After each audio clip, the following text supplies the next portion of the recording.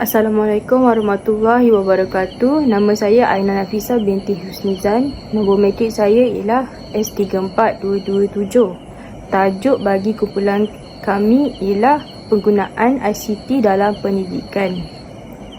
Okey, yang pertama saya akan menerangkan tentang pengenalan bagi tajuk kami, iaitu definisi ICT. Seperti yang kita tahu, definisi ICT ialah teknologi maklumat dalam komunikasi, iaitu ICT. Seperti yang kita tahu, teknologi maklumat iaitu IT yang memainkan peranan yang penting dalam komunikasi untuk menyatu padu kesepaduan telekomunikasi dalam kalangan masyarakat. Seperti yang kita tahu, penggunaan talian telefon dan isyarat tanpa wayar, komputer serta perisian perusahaan, perisian tengah, penyimpanan dan sistem audiovisual yang diperlukan dan membolehkan penggunaan dapat mengakses, menyimpan dan menghantar semua maklumat kepada pengguna. Selain itu, terdapat istilah ICT yang digunakan untuk merujuk kepada penumpuan rangkaian seperti audiovisual dan telefon dengan rangkaian komputer melalui satu sistem kabel dan pautan tunggal.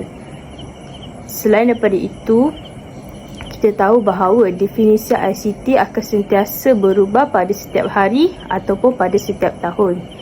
Dan seperti yang kita tahu, definisi adalah satu konsep, kaedah, aplikasi bagi sesuatu benda. Kerana seperti yang kita tahu, ICT ni adalah sangat luas dan terdapat pelbagai produk ICT yang telah dihasilkan. Sebagai contohnya, komputer riba, televisyen digital, telefon pintar dan jam tangan digital. Selain itu, terdapat jenis-jenis ICT dalam pendidikan.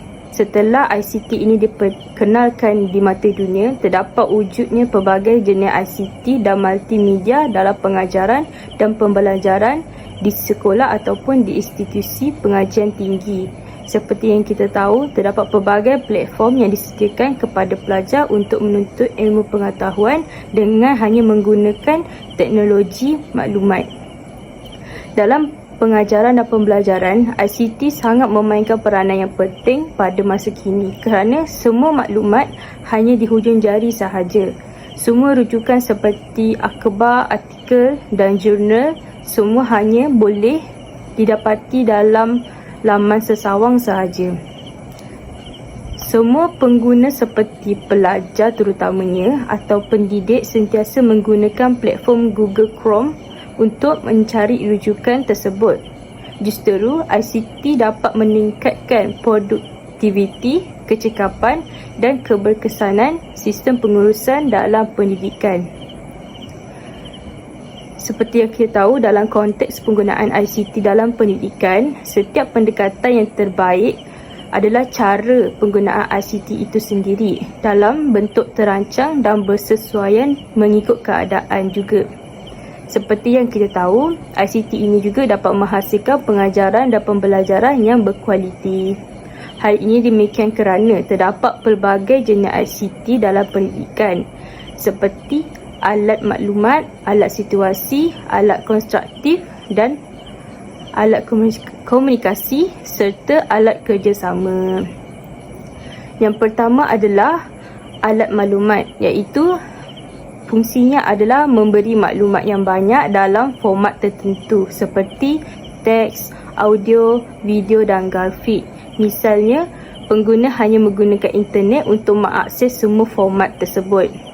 Selain itu, alat bagi ICT adalah alat konstruktif, iaitu memanipulasi maklumat dan membina pengetahuan pelajar seperti Microsoft Office, PowerPoint dan Excel.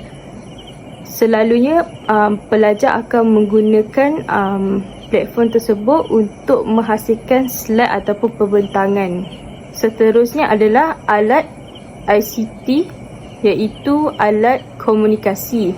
Seperti yang kita tahu, alat komunikasi adalah fungsinya membolehkan komunikasi dengan mudah antara pelajar dan pengajar di luar kawasan pembelajaran seperti menggunakan SMS, WhatsApp, Instagram dan Facebook. Selain itu juga, alat ICT yang lain adalah alat situasi, iaitu seperti CD-ROM. Seperti yang kita tahu, fungsi CD-ROM adalah menyimpan data ataupun maklumat yang boleh dibaca oleh komputer. Misalnya, seorang pengguna ini menggunakan CD-ROM itu dengan menyimpan video sebagai kenangan ataupun memori ataupun sebagai bahan pembelajaran. Akhir sekali adalah alat kerjasama, iaitu boleh memberikan pembelajaran yang kolaboratif dengan menggunakan Google Doc, Padlet ataupun e-learning. Salam sejahtera saya ucapkan kepada Dr. Dayang Syabiha. Nama saya Katie Suzana Edwin. Nama matrik S34111. Jadi saya akan teruskan dengan pembentangan yang berkaitan dengan kelemahan dan kelebihan penggunaan ICT dalam pendidikan. Dalam meniti arus kemodenan ini, penggunaan ICT dalam pendidikan amatlah penting kerana ianya memberi pelbagai manfaat dan kegunaan kepada para pelajar dan juga para pengajar.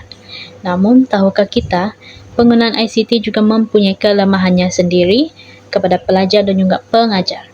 Salah satu kelemahan penggunaan ICT dalam pendidikan adalah ia memiliki keterbatasan akses dan teknologi.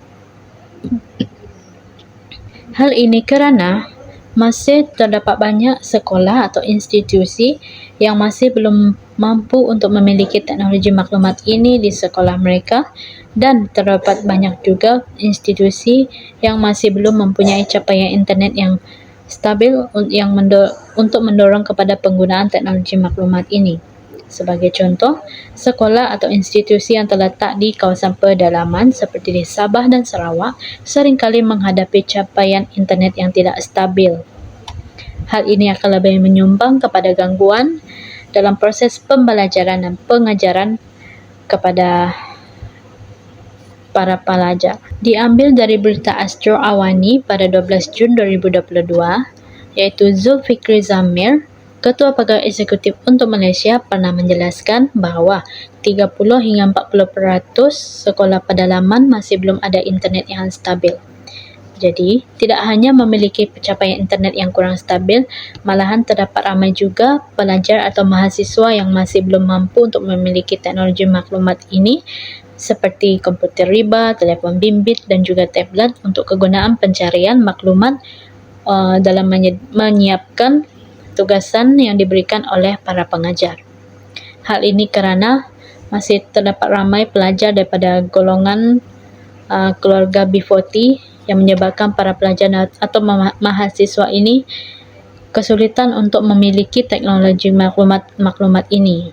Selain daripada itu, para pengajar juga seringkali menghadapi masalah, iaitu dalam proses penyediaan bahan bantu mengajar yang sesuai dan menarik untuk dikongsikan kepada pelajar dan mahasiswa. Hal ini akan menyebabkan para pengajar memakan masa yang terlalu lama dalam penyediaan bahan bantu mengajar maupun dalam proses pengajaran dan pembelajaran di dalam kelas. Ada kalanya juga pengajar ini menyediakan bahan bantu mengajar yang salah kepada pelajar kerana mempunyai keterbatasan mencari maklumat-maklumat penting yang akhirnya menyebabkan penyampaian maklumat yang salah kepada para pelajar. Seterusnya, kelemahan penggunaan ICT juga seringkali dikaitkan dengan tiada kemahiran dalam bidang ICT. 7 daripada 10 rakyat Malaysia yang masih belum mahir dalam bidang ICT, terutamanya dari golongan pelajar ataupun mahasiswa, dan tidak ketinggalan juga para pengajar yang masih belum mahir dalam bidang ICT ini. Hal ini akan dapat menyebabkan proses pembelajaran dalam kelas akan terganggu. Sebagai contoh, masalah teknikal yang tiba-tiba berlaku semasa proses pengajaran sedang dijalankan, namun tidak ada yang mahir dalam bidang ini untuk menangani masalah tersebut kerana tidak mempunyai pengalaman dalam mengendalikan masalah teknikal. Proses pembelajaran akan tergendala Oleh sebab itu, pihak Kementerian Pelajaran Malaysia juga perlulah menyediakan satu latihan khusus ataupun mata pelajaran yang berkaitan dengan ICT di sekolah maupun di universiti untuk mencegah perkara sebegini berlaku di masa akan datang. Bukan itu sahaja, namun penggunaan ICT juga dapat mewujudkan antisosial dalam kalangan pelajar ataupun mahasiswa di mana pelajar ini kurang berinteraksi dengan rakan-rakan yang lain dan juga kurang berkomunikasi dengan guru atau pengajar mereka. Interaksi sosial yang kurang dapat mempengaruhi perkembangan sosial dan emosi seseorang individu. Hal ini kerana apabila terlalu leka dengan teknologi maklumat, kemungkinan besar keinginan untuk terus menatap gadget lebih lama itu lebih besar dan individu itu akan merasa lebih selesa untuk berkomunikasi dengan rakan-rakan yang lain melalui gadget ataupun telefon bimbit ataupun komputer riba. Seperti yang kita tahu juga, terdapat pelbagai aplikasi yang menarik di dalam telefon bimbit seperti Facebook, Twitter, WhatsApp, Instagram dan permainan video. Dengan adanya aplikasi-aplikasi ini, kebarangkalian untuk pelajar ini hilang fokus dalam pelajaran amatlah tinggi dan hubungan sosial antara pelajar dan ataupun mahasiswa ini juga akan berkurangan sebab adanya teknologi maklumat yang canggih ini. Seterusnya, saya akan menerangkan atau membincangkan atau berkongsi tentang kelebihan ICT dalam pendidikan. Penggunaan teknologi maklumat dan komunikasi dalam pendidikan amatlah penting dan sudah semestinya mendatangkan pelbagai manfaat dan kelebihan kepada pelajar maupun mahasiswa dalam meningkatkan prestasi proses pembelajaran dan perkembangan mereka. Salah satu kelebihan ICT dalam pendidikan adalah dapat meningkatkan minat seseorang pelajar ataupun mahasiswa dalam pelajarannya. Hal ini dapat dilihat apabila pengajar menggunakan teknologi maklumat seperti LCD projector dalam menerangkan ataupun menunjukkan nota-nota penting seperti tugasan ataupun bahan bantu mengajar dengan menunjukkan nota berupa gambar dan video kepada para mahasiswa.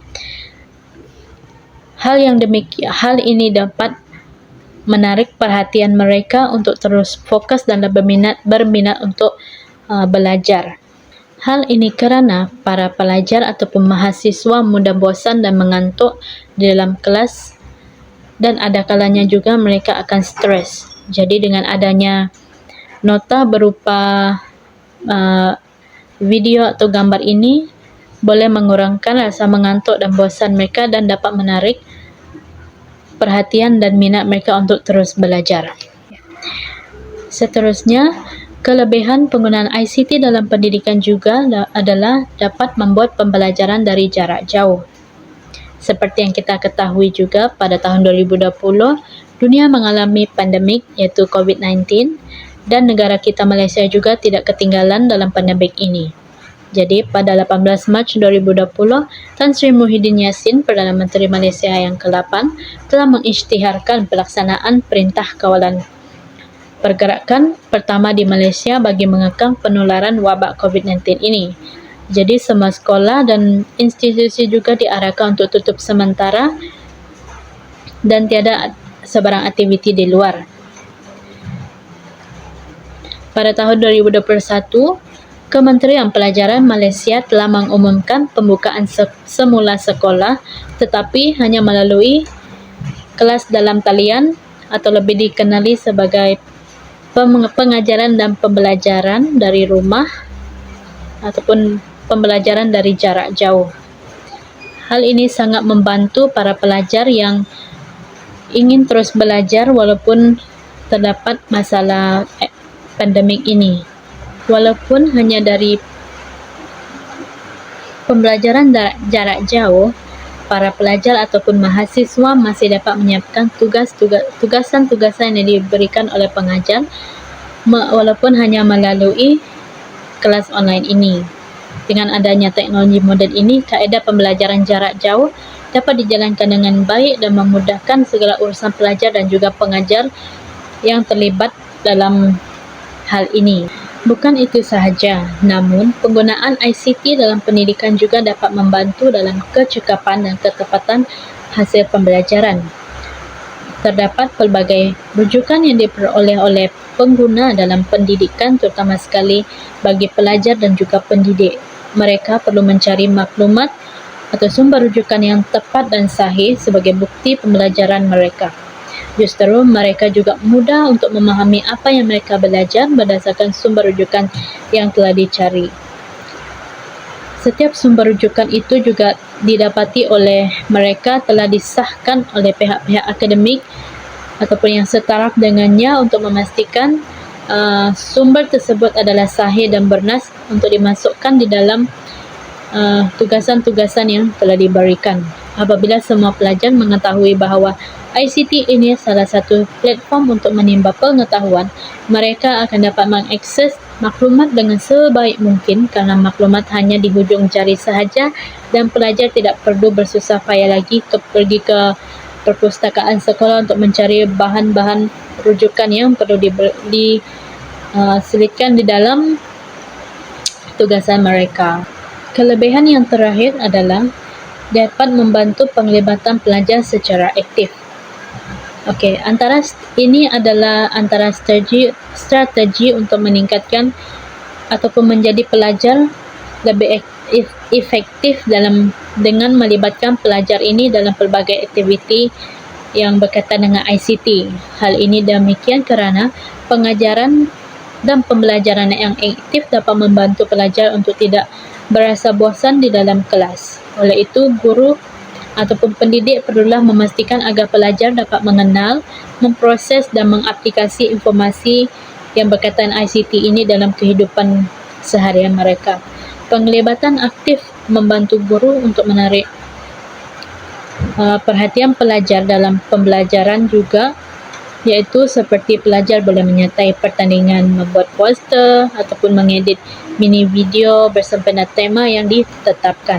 Selain itu, terdapat pelbagai juga program berkenaan ICT dan multimedia yang ditubuhkan oleh kelab ICT di sekolah atau institusi pengajian tinggi. Maka kelab tersebut boleh mencari pelajar untuk dijadikan sebagai ahli jawatan kuasa bagi melengkapkan carta organisasinya dalam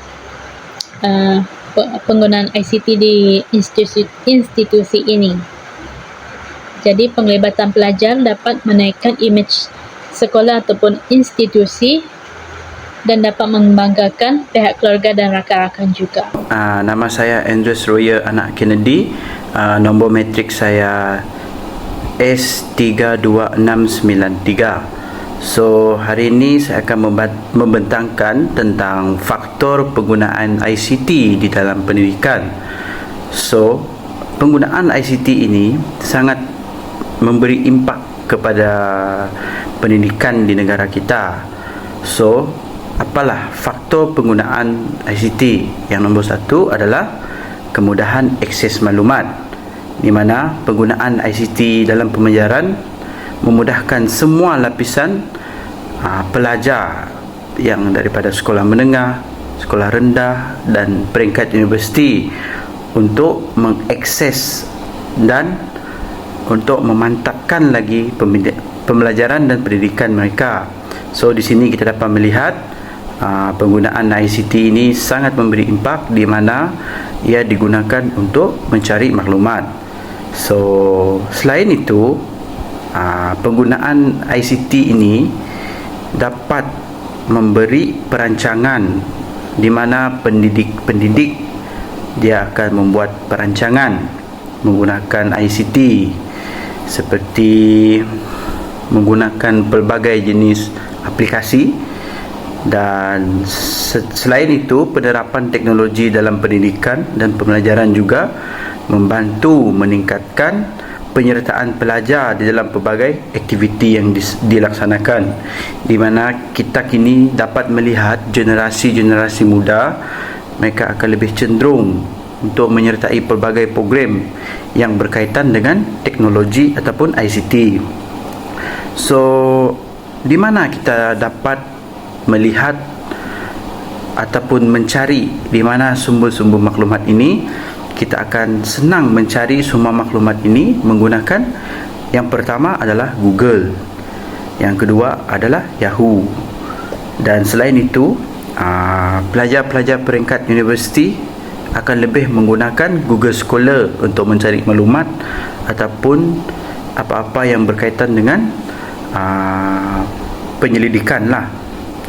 Okay, so nombor 2, kenapa penggunaan ICT ini sangat penting di dalam pendidikan, di mana kita dapat membuat satu sistem pembaruan di pendidikan, di mana kita dapat melihat sewaktu Malaysia dilanda pandemik COVID-19, kita telah dikejutkan ataupun telah dipaksa untuk berada di rumah ataupun lebih dikenali sebagai tempoh kawalan pergerakan.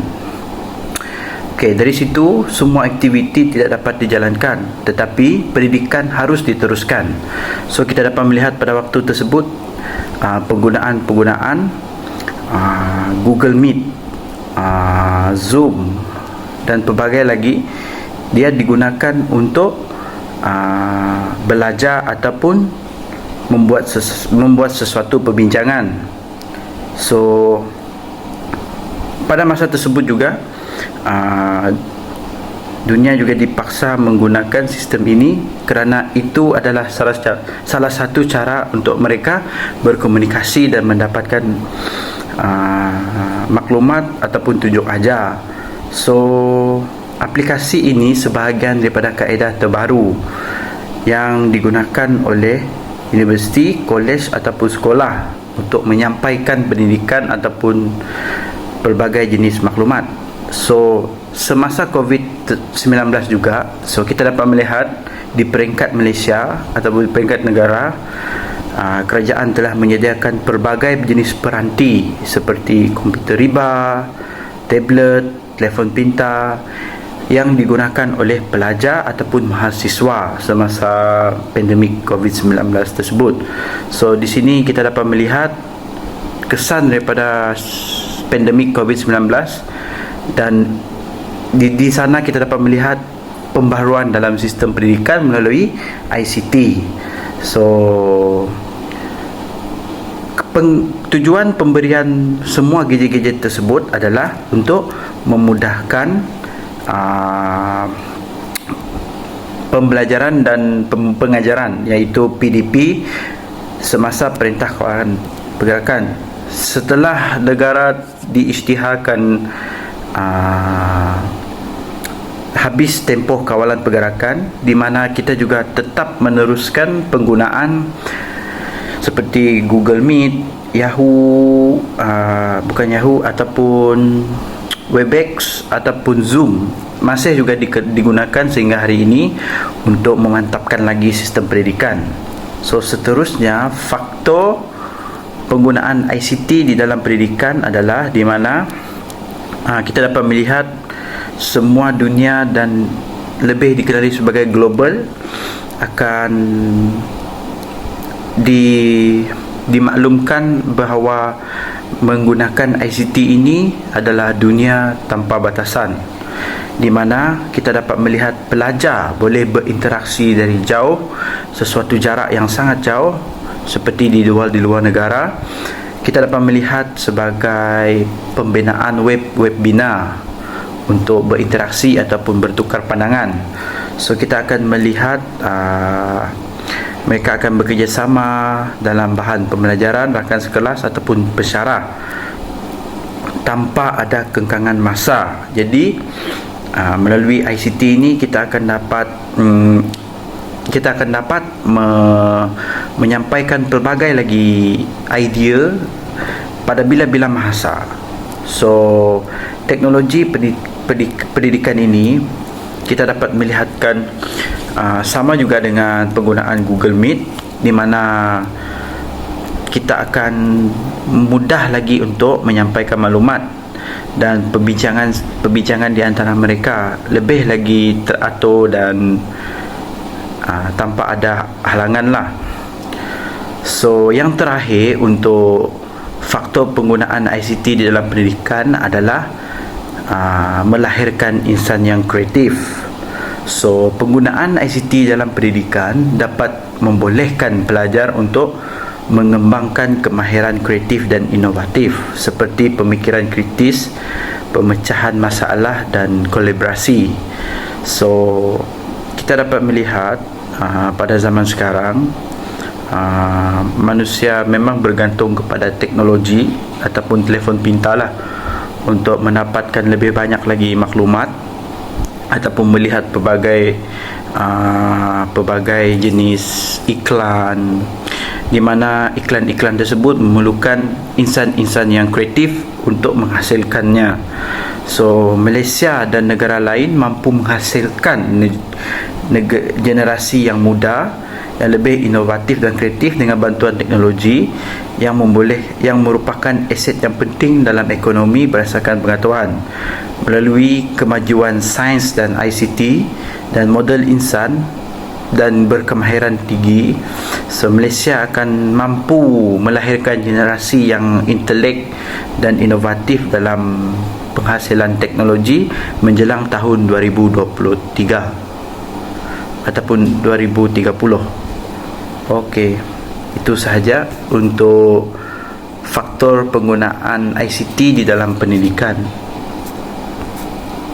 Kesan penggunaan ICT dalam pendidikan, di mana setiap kebaikan ataupun faktor di mana berpentingnya teknologi, kita akan mendapat kesan juga untuk penggunaan yang secara tidak berhemah.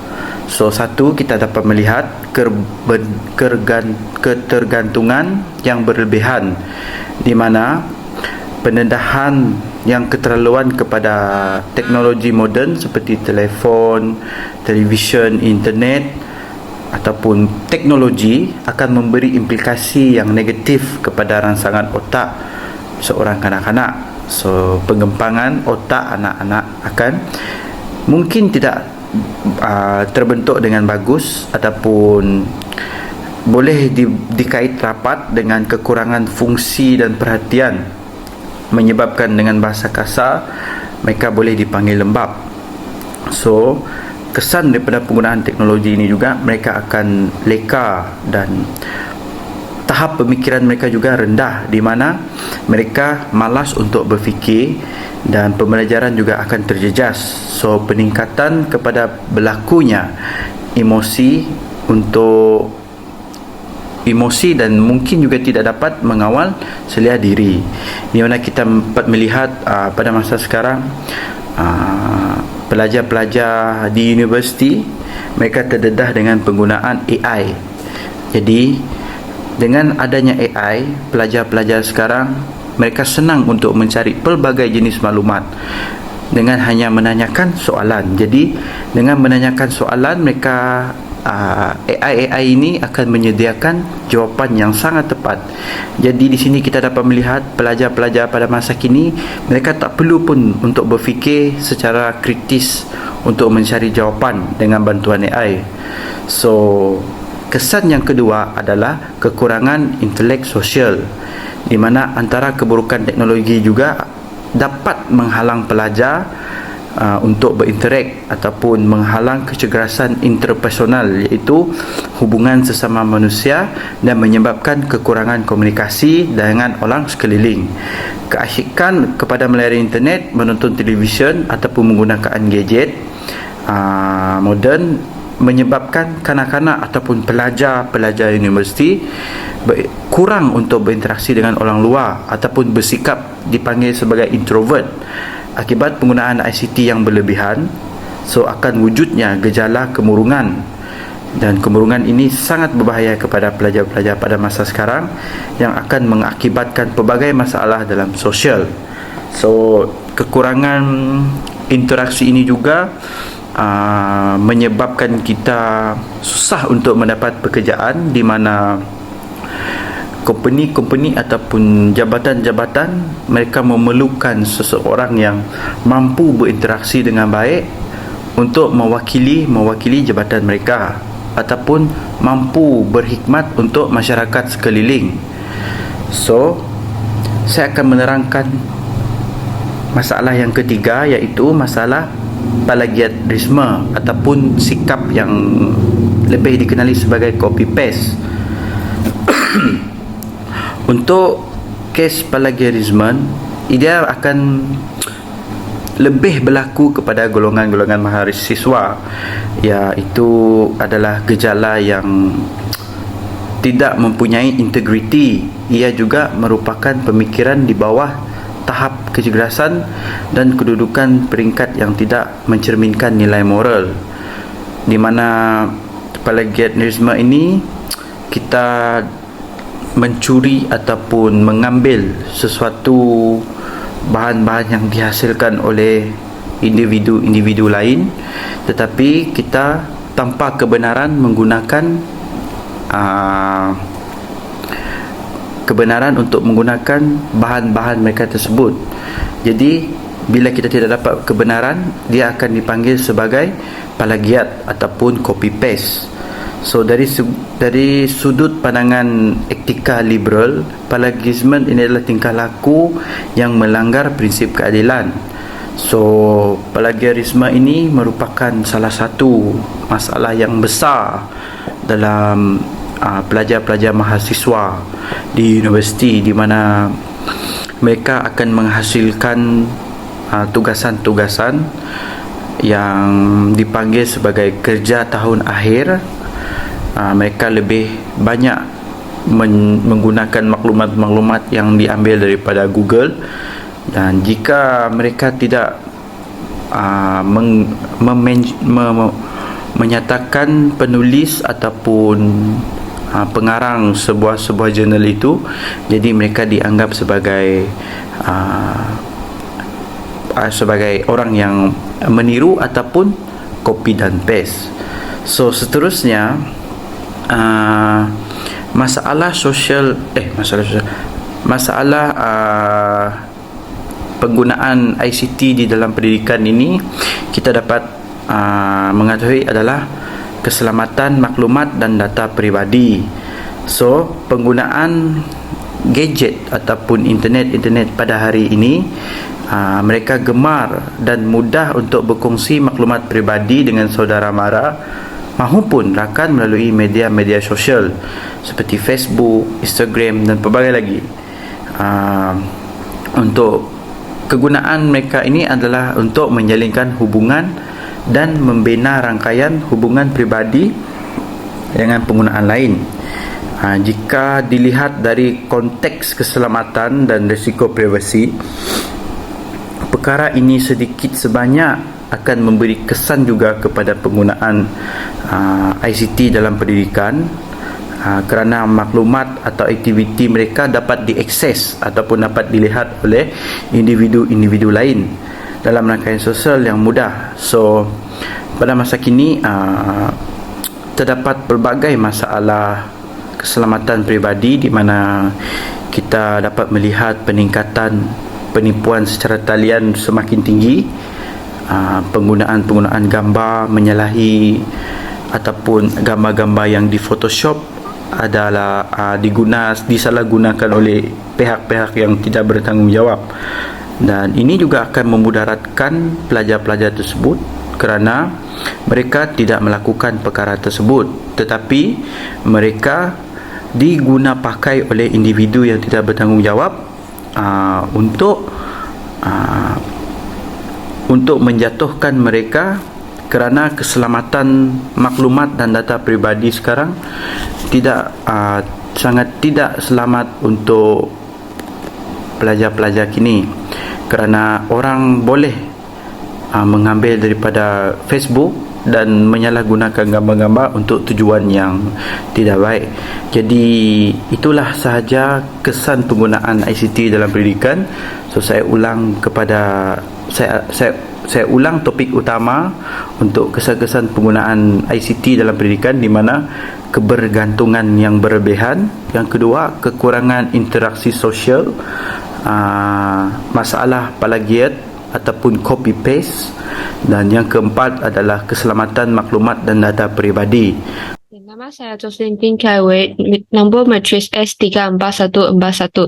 So, hari ini saya ingin membentangkan topik saya ialah peranan pihak-pihak terhadap penggunaan ICT dalam pendidikan. So, saya akan terangkan 4 peranan iaitu peranan kerajaan, peranan fasilitator, peranan sekolah dan juga ibu bapa. So, pertama sekali, peranan kerajaan. So, usaha kerajaan Malaysia dalam memperkenalkan dan memperluaskan penggunaan ICT dalam sektor pendidikan telah menjadi strategi jangka yang panjang. So, terdapat beberapa inisiatif telah dilaksanakan seperti Sekolah Bestari iaitu Smart School. So, Sekolah Bestari merupakan satu konsep sekolah di Malaysia dan konsep tersebut dapat membawa kepada pendemokrasian pendidikan sepenuhnya.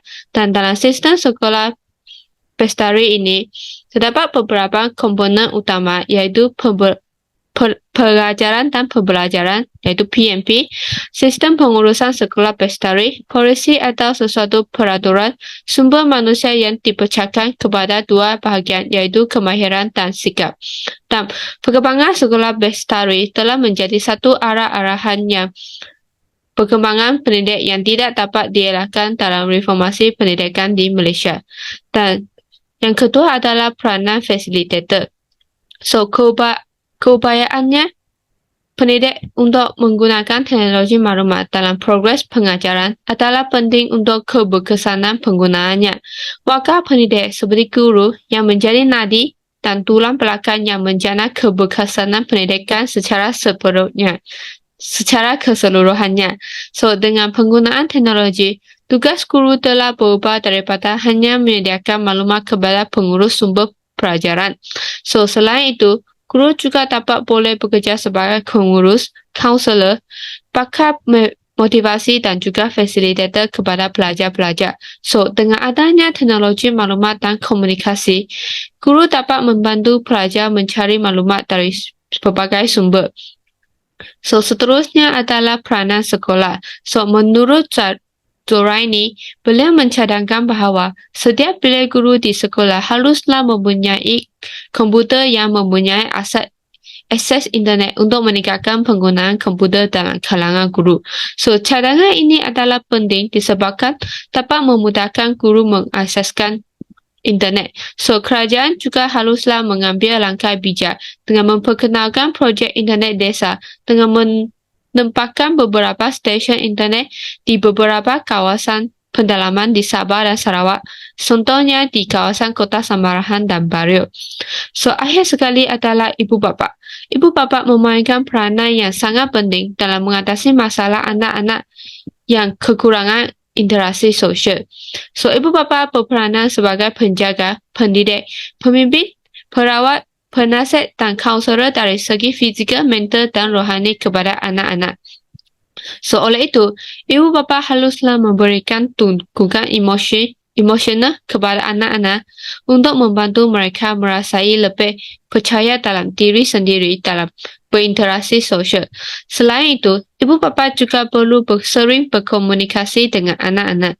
Contohnya, ibu bapa boleh mendengar, memahami masalah dan membantu anak-anak mereka menyelesaikan masalah yang dihadapi oleh mereka. Saya akan merumuskan segala maklumat berkenaan dengan bagaimana ICT ini mempengaruhi bidang-bidang pendidikan. So, seperti yang kita sedia maklum, ICT ini mempunyai kelebihan dan faedah untuk meningkatkan pelbagai potensi ataupun pelbagai aspek. So, kita akan menggunakan teknologi maklumat ini iaitu ICT untuk meningkatkan penglibatan pelajar dan memperkasakan prosedur-prosedur dalam proses pengajaran dan pembelajaran. So, kita juga akan mengetahui bila penggunaan ICT ini meningkat, kita akan lebih meningkatkan lagi pengetahuan kita daripada maklumat-maklumat yang kita dapat. So, yang kedua, membolehkan pelajar belajar secara kolaboratif ataupun secara bersemuka antara satu sama lain, memberi mereka kuasa ke atas pendidikan mereka dan memberi peluang yang sama kepada pelajar yang kurang upaya. So penggunaan ICT ini kita dapat melihat individu-individu yang berkurang upaya, mereka akan dapat untuk menyertai aktiviti pembelajaran dan pengajaran. So yang terakhir adalah guru juga dapat mengeratkan bahan dan mengeratkan hubungan antara pelajar, menyampaikan pelbagai maklumat dan idea, kerana mereka lebih pakar lagi dalam mengendali maklumat yang ada di internet. So kita akan melihat idea-idea yang bernas daripada pelajar ataupun guru jika mereka menggunakan teknologi ICT ini dengan betul. So sejajar dengan kehendak kerajaan Malaysia, kita mesti melangkah dan meneruskan pemantapan kita dalam penggunaan ICT kerana kita ingin melihat negara kita Malaysia lebih maju pada masa hadapan. Okey, sekian, terima kasih. Konklusinya, ICT dan multimedia dalam pendidikan memainkan peranan yang penting dalam pembelajaran dan pengajaran. Hal ini demikian kerana perubahan zaman juga memainkan satu peranan yang penting dan ia merupakan salah satu faktor menyebabkan sistem dan kaedah pembelajaran itu berubah disebabkan perubahan zaman. Dan seperti yang kita tahu, penggunaan ICT pada masa ini sangat penting khususnya dalam bidang pendidikan bagi mewujudkan pelajar dan pendidik itu sendiri efektif. Selain itu juga, penggunaan ICT dalam pendidikan dapat meningkatkan kefahaman dan penguasaan pelajar terhadap pembelajaran. Sebelum itu, kita sudah mengetahui bahawa penggunaan ICT juga dapat memberi kesan yang baik dan buruk.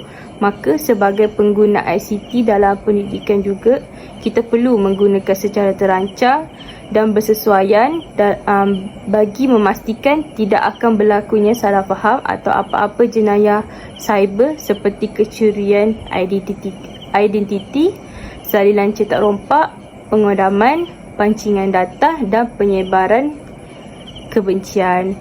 Oleh itu, terdapat pelbagai kaedah penggunaan ICT yang boleh digunakan dalam pendidikan dan semua hasil pembelajaran yang sangat mudah didapati oleh pengguna ICT. Semua pelajar dan pendidik berharap sangat dapat menghasilkan pembelajaran yang berasaskan pemikiran secara kritis dan inovatif melalui kaedah ICT pada masa ini. Sekian, terima kasih daripada saya.